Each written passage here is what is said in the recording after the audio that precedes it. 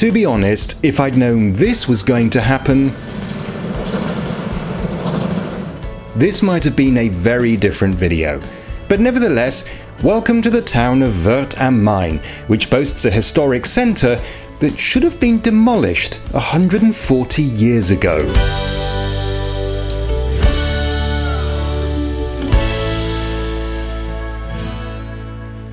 The town is on the River Main, which is both its greatest asset and its greatest curse. The reason the name of the river appears in the name of the town has nothing to do with its importance for the place, but is a matter of simple practicality. There are several places called Wörth scattered about southern Germany and even one in France, so there needs to be a way to distinguish between them all. Wörth am Main was founded in its present form back in the 13th century and soon became an important trading town. Timber from nearby forests was brought here, some of which was used to build ships, and the rest loaded onto ships and exported. And to this day the mine remains an important waterway, although nowadays the shipyards are on the opposite bank in the town of Erlenbach.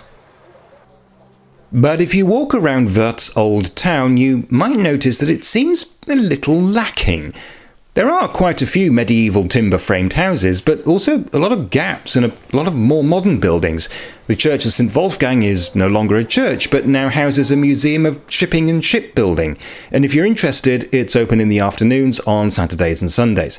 So, how did this happen? And by that I don't mean the museum's opening hours, I mean the not terribly well-preserved old town.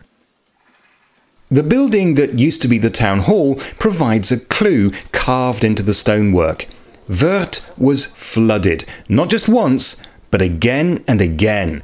On the 29th of February 1784, the highest flood levels were recorded when the river rose 8.6 meters higher than normal.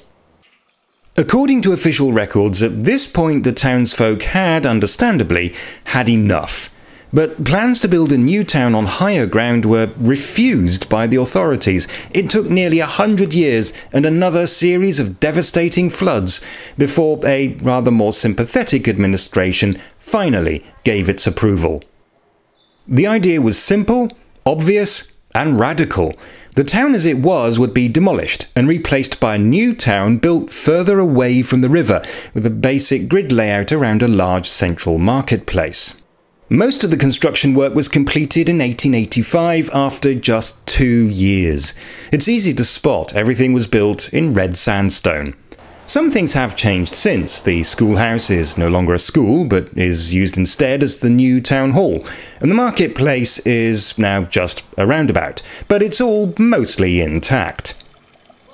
The new church took a little longer to complete, but once it was finished, the old church fell into disuse and was finally deconsecrated in 1903. And that is how it eventually came to be used as a museum. And as for the old town, well, as it turns out, an awful lot of people didn't want to move even the few hundred meters to a new home and preferred to take their chances with the constant flooding. About half the houses here were torn down, which just gave the remaining residents room for some convenient gardens, and so Wörth am Main and Wörth am Main continued to exist side by side. The floods also continued, however, and more recently a modern flood barrier was built. It's not always obvious. Where it follows the course of the old medieval defensive wall, it is hidden behind sandstone cladding. The whole thing cost €13.5 million and was completed in 2001 after 30 months of construction. It seems to have been money well spent. The flood barriers have already proven effective, granting the residents of Wörth at least a little peace of mind. If you're interested in visiting Wörth am Main, it is served every hour by RB trains running between Aschaffenburg and Mildenberg. You could swim, but I really wouldn't recommend it. For the shipping museum, I'll leave a link for you in the description.